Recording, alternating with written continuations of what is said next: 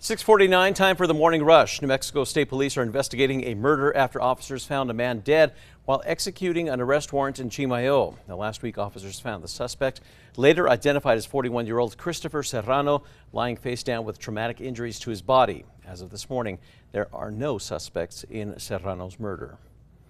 An Albuquerque man is waking up behind bars this morning accused of distributing child sexual abuse material. The state's Department of Justice says 36-year-old Jonathan Ansures was arrested late last week on accusations of distributing child porn on a network called BitTorrent.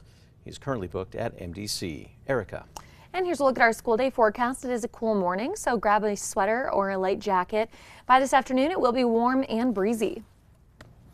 The city of Albuquerque is now looking into how a heavy speaker tower came crashing down on a crowd during a concert over the weekend. Officials say that a 50-mile-an-hour wind gust brought down the heavy equipment at the Boots in the Park country music show on Saturday at Balloon Fiesta Park. Now, 2 people were taken to the hospital with serious injuries.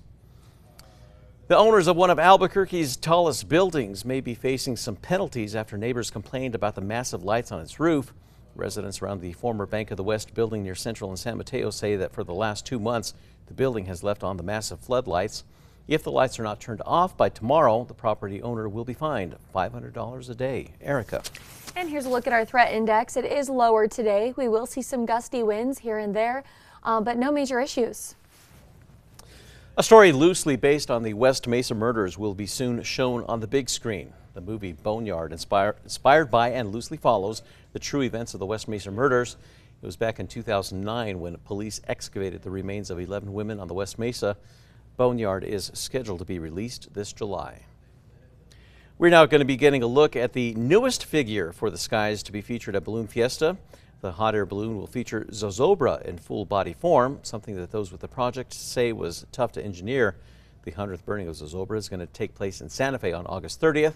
This year's Balloon Fiesta will run from October 5th through the 13th. Erica. All right, a check on traffic. The maps are clear, no accidents or slowdowns to report. Traffic is still moving along on I-40 here, as you can see, but starting to slow down in the exit lanes. Well, a very specific group of people gathered in a central Texas city over the weekend, falling short of setting a new record for the most amount of Kyles in the same place. All the Kyles gathered in none other than Kyle, Texas on Saturday, trying to beat the record. Sadly, the event only saw about 750 people with the name, leaving a new record far out of reach. Time now for the 5 facts. At number 5, we're getting a look at the newest face in the sky to be featured at Balloon Fiesta. The hot air balloon will feature Zozobra in full body form, something those with the project say was tough to engineer, but what they wanted since the beginning. The 100th burning of Zozobra will take place on August 30th. This year's Balloon Fiesta will run from October 5th through the 13th. At number 4, the city of Albuquerque is now looking into how a heavy speaker tower came crashing down on a crowd during a concert. People came out in droves to Balloon Fiesta Park for the Boots in the Park country music show on Saturday, when officials say that a 50-mile-an-hour wind gust brought down the heavy equipment that was surrounded by people.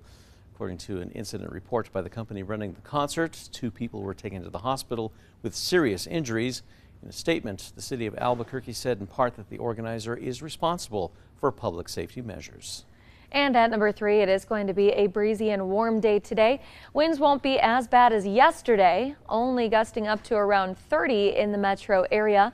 We'll see light winds through the morning and those winds picking up during the afternoon and evening. At number 2, the owners of one of Albuquerque's tallest buildings may be facing some penalties. This comes after neighbors complained about the massive lights on its roof. Residents around the former Bank of the West building say that for the last 2 months, the building has left on the massive floodlights.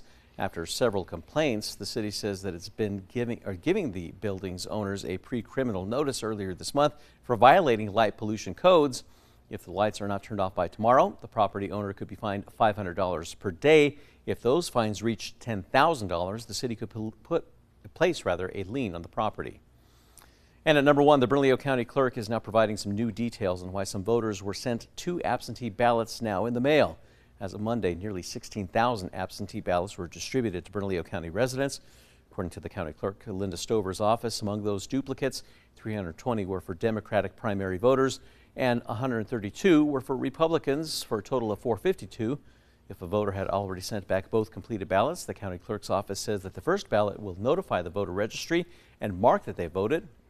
Any duplicate ballots that are turned in are thrown away.